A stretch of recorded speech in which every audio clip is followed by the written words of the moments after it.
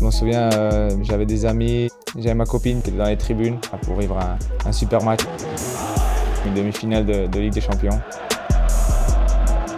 Tout le monde était derrière moi, tout le monde était là-bas. À ce moment-là, je me sentais très bien, je me sentais avec beaucoup de confiance. Toute l'équipe, on se sentait tous très bien, tous très très motivés. Après, malheureusement,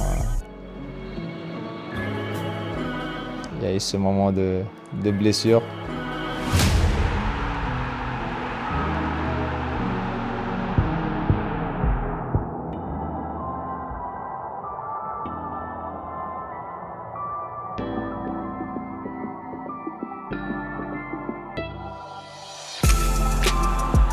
Je pense au but, je me dis dans ma tête, ok, il y a hors-jeu. Et après, je commence à réaliser que mon genou, il a craqué. Je sens quelque chose qui craque à l'intérieur. J'avais déjà eu le côté droit, le croisé à droite.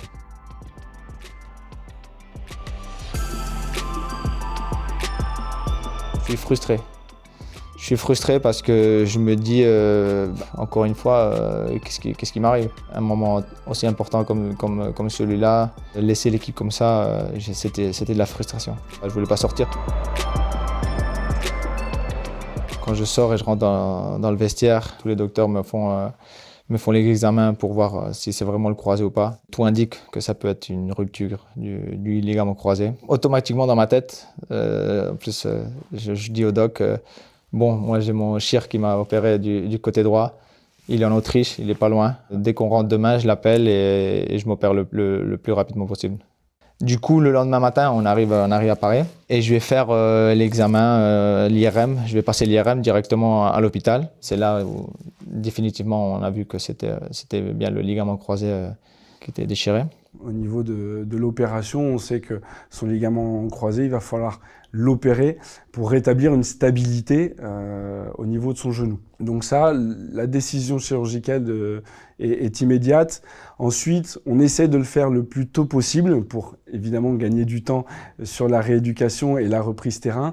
Mais parfois, le genou est dans un tel état, dans une telle souffrance, notamment au niveau osseux, qu'on doit parfois un petit peu décaler la prise en charge chirurgicale, ou en tout cas l'acte chirurgical.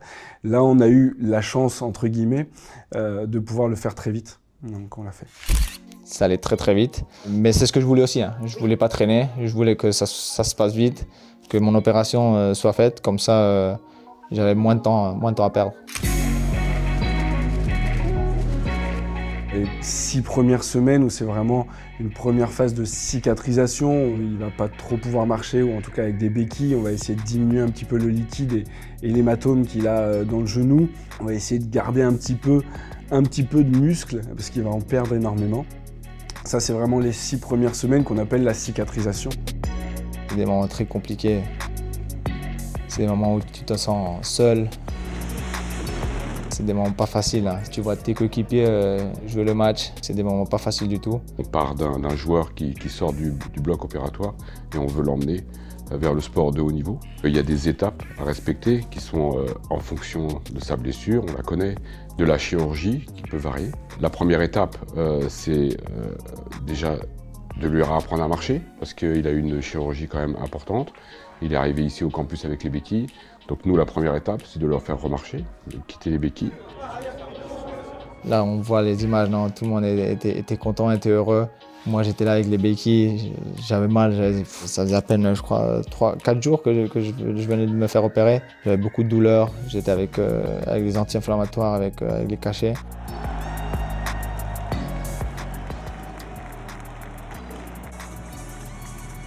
T'en profites parce que c'est beau, non? Pendant une année, t'attends ce moment-là, tu en profites un peu, mais c'est vrai qu'aussi, voilà, t'as des douleurs, tu peux pas sauter, tu peux rien faire. En plus, ça glissait avec les béquilles, j'avais un peu peur.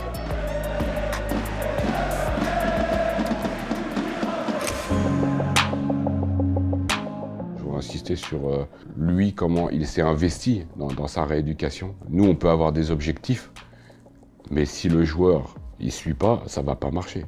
Donc on a eu un joueur qui était là, qui a très bien travaillé tous les jours, qui a très bien progressé, qui en a demandé à en faire plus. On va pas se mentir, au début c'était compliqué, surtout quand je reviens des croisés de l'autre côté.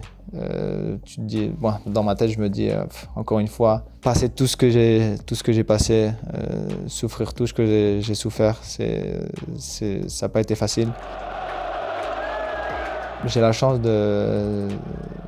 d'avoir de mes proches, de ma copine, mes enfants, que c'est eux qui me motivent à continuer, à me relever, à continuer à travailler, à continuer à lutter pour que je revienne le plus vite et plus fort au début. Comme j'ai dit, une fois que tu te fais opérer et que tu es avec les béquilles pendant 8 semaines, tu peux rien faire, tu peux pas bouger. Voilà, avoir l'aide de ma copine, pouvoir profiter d'elle aussi et pas trop penser à cette blessure et au moment dans soi-même qu'on voit que c'est un moment compliqué, ça m'aide aussi. Elle a fait beaucoup pour que je ne pense pas tout le temps à cette blessure. Elle a toujours été là.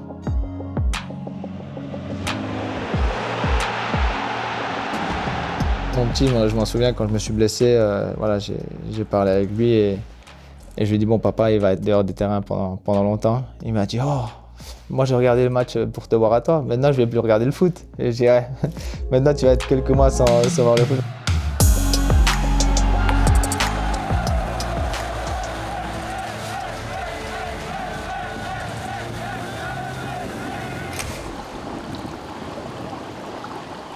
Je pense que le fait d'être passé par cette blessure, cette chirurgie, cette longue rééducation, ça aide simplement parce que dès le début, il sait ce qui l'attend.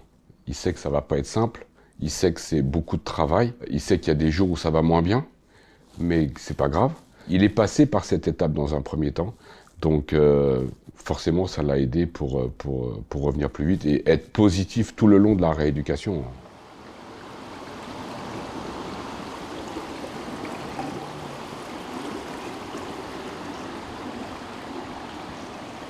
Lucas, sa première année au club, moi je ne l'ai pas trop vu en fait, quoi. Vraiment de manière éphémère quand il est revenu parce qu'il y avait encore son genou droit qui réagissait un petit peu. Mais là, on a passé 6-7 mois quasiment tous les jours ensemble. Donc forcément, tu crées du lien, tu crées une relation.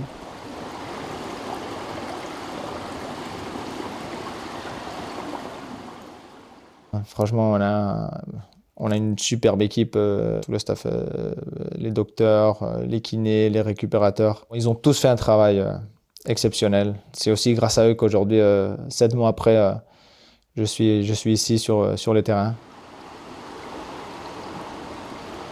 Quand cette blessure est arrivée, ils n'ont pas voulu perdre de temps.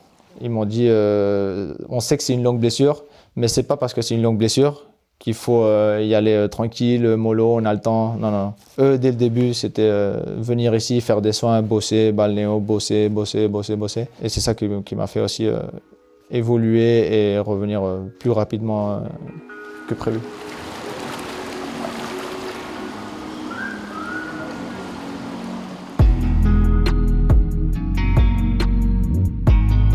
Ces moments-là où j'étais tout seul, parce que c'est moi seul qui dois chercher cette motivation.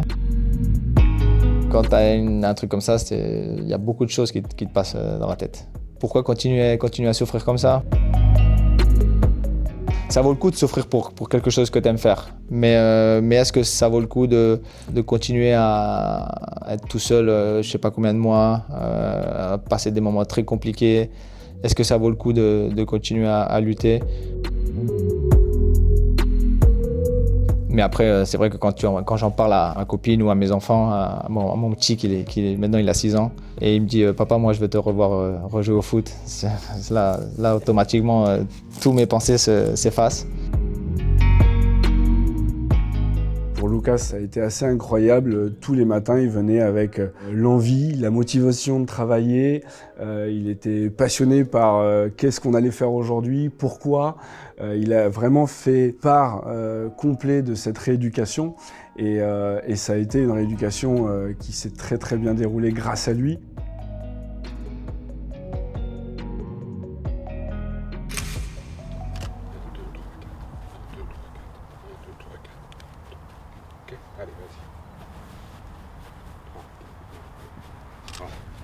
Reste derrière la ligne, passe devant la ligne. Reste derrière la ligne. Ça, c'était mon premier jour sur les terrains. Après longtemps avec les béquilles, continuer à marcher petit à petit. Ça n'a pas été facile. Et là, le premier jour, c'est vrai que j'étais à l'aise, j'étais content parce que je me suis dit, OK, voilà, on a passé un step.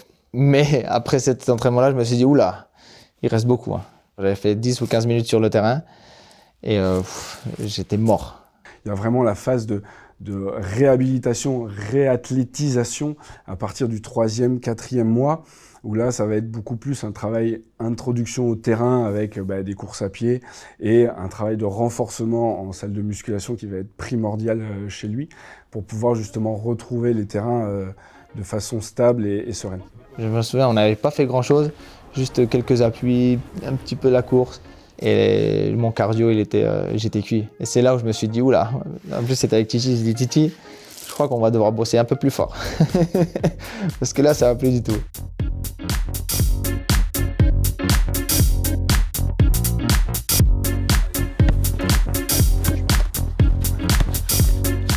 C'est vrai que les pieds, t'es pas trop habitué à mettre les crampons, c'est un peu serré. C'est un super moment parce que tu te ressens joueur de foot. À ce moment-là, c'est quand vraiment je commençais à réaliser que je commençais à être plus proche de revenir avec l'équipe. Le premier moment avec les baskets, voilà, c'est juste pour comment tu te sens, pour prendre des petites sensations, voir comment ton genou il réagit aussi, c'est très important. Mais ce jour-là, avec les crampons, c'est là où je me dis vraiment, OK, là c'est vraiment un vrai step qu'on a passé et le retour, il est de plus en plus proche.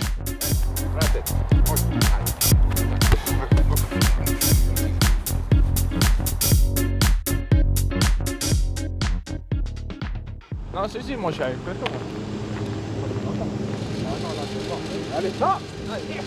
Pas comme ça le tour! Il fait bien pour le genou! C'est avec Fresnel, j'ai une super relation.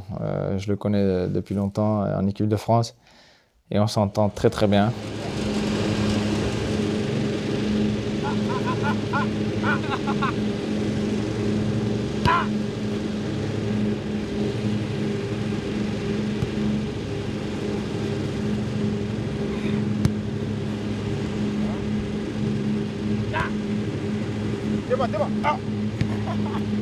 Quand tu as des longues blessures comme ça, comme lui aussi il a eu d'ailleurs, lui il le sait aussi, moi je le sais, c'est pas facile d'être tout seul. C'est pour ça que c'est toujours bien d'avoir quelqu'un à tes côtés tous les jours parce que sinon c'est vrai que ça aurait été encore plus compliqué. Et là, tous les matins quand je venais faire des soins, voilà, une petite taille un petit peu, mais c'est vrai qu'on a passé des bons moments et ça fait aussi que cette blessure, je ne trouve pas trop le temps non plus.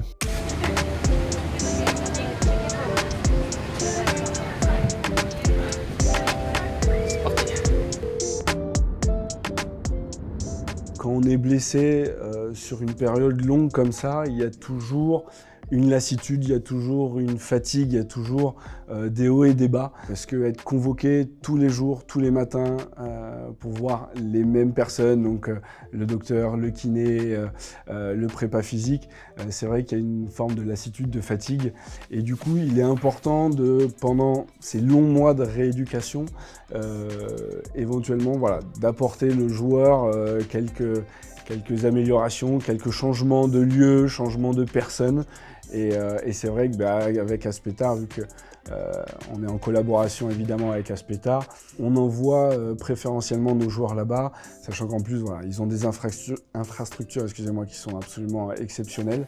Et du coup on sait que ça nous permet de sortir le joueur un petit peu de sa routine, de sa fatigue ici, et tout en ayant une prise en charge exceptionnelle. Je suis resté là-bas presque 10 jours au Qatar.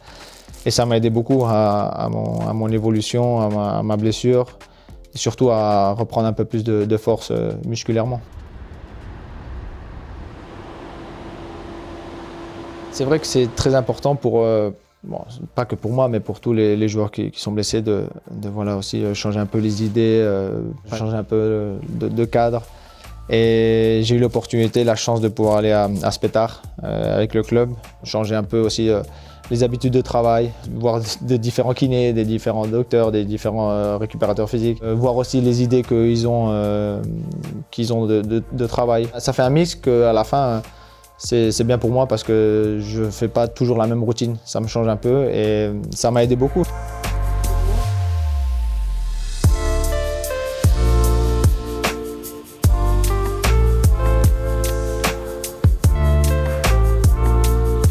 En fait, quand tu te blesses et tu vois ta jambe, tu vois que tu n'as plus de muscles, tu n'as plus rien, ta motivation, c'est de vouloir récupérer tous ces muscles. Comment mon muscle évolue et grandit. Revoir mon quadri à la forme d'avant, c'est ça la motivation, c'est me dire, voilà, je veux revenir comme j'étais avant.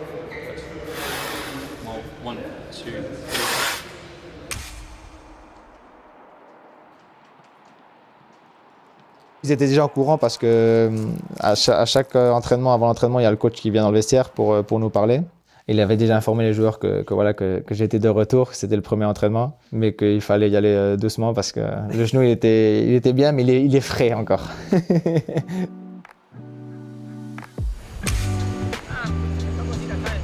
va bien? De retour. Ah, ça fait du bien, ça fait du bien. Être à l'hôtel, manger tous ensemble, se raconter des histoires, rigoler. Non, c'est des moments uniques. Ce que ça représente et ce que ça te fait, c'est vraiment quand tu n'es pas là, quand tu as des graves blessures comme j'ai eu, que tu te rends compte vraiment de tous ces moments-là, comment il faut les vivre. Il faut en profiter. On a une chance incroyable de faire ce qu'on aime. Du coup, c'est pour ça que moi je dis toujours, même si le chemin est dur et long, mais à la fin, ça vaut le coup. Et c'est pour ça que j'ai lutté, j'ai travaillé pour avoir des moments comme ça.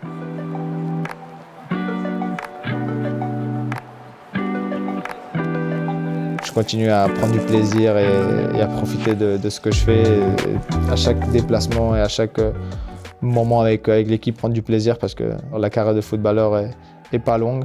Et quand tu es dedans et tu ne te rends pas compte vraiment de ce que c'est, de ce que ça donne, c'est quand vraiment tu es en dehors et tu vois de l'extérieur tout ce que ça te donne et que tu t'en profites pas. C'est pour ça que quand tu reviens, t'en profites au maximum.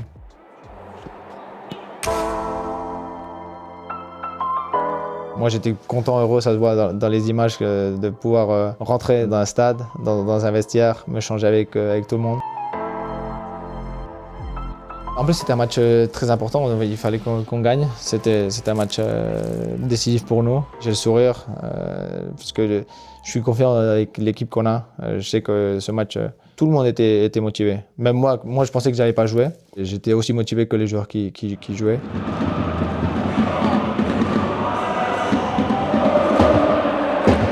Je m'y attendais pas. C'est vrai que le coach il me demande comment je me sens, est-ce que je suis prêt à jouer. Coach, c'est pas une question ça. Bien sûr que je suis prêt. Mais il m'a dit allez va t'échauffer. Du coup à ce moment-là, dans ma tête, je me dis ok, maintenant c'est mon moment. Tu m'aurais dit le 3 mai, 7 mois avant, que moi aujourd'hui j'allais être là en train de m'échauffer pour rentrer dans un match de Ligue des Champions. C'est beaucoup de fierté en fait, beaucoup de fierté, beaucoup d'envie de rentrer. Là, quand Raphaël il vient me voir et il me dit si je suis prêt, je lui dis bien sûr je suis prêt, je suis toujours prêt moi. C'est beaucoup de fierté, beaucoup de travail. Parce que là on voit juste un petit échauffement, rentrer 10 minutes, mais on ne se rend pas compte de tout le travail qu'il y avait derrière, toutes les heures passées ici, avec les kinés, avec les docteurs. Je passais plus de temps ici qu'avec ma femme. mais après, ça vaut le coup. Ça vaut le coup. J'étais concentré de rentrer dans mon match parce que j'avais pas eu trop de temps de m'échauffer non plus. Du coup, mon genou n'était pas. En plus, il faisait froid là-bas à Salzbourg. Il faisait très froid. Du coup, mon genou n'était pas très chaud. Tout le monde me parlait pour rentrer. Tous ceux qui étaient sur le banc, allez Lucas, c'est ton moment. Je pensais à prendre du plaisir, à rentrer sur le terrain, à faire ce que vraiment j'aime bien faire. Ça fait 7 mois que je travaille, que je fais que ça pour ce moment-là. Du coup, c'est ton moment, Lucas, profite de ça.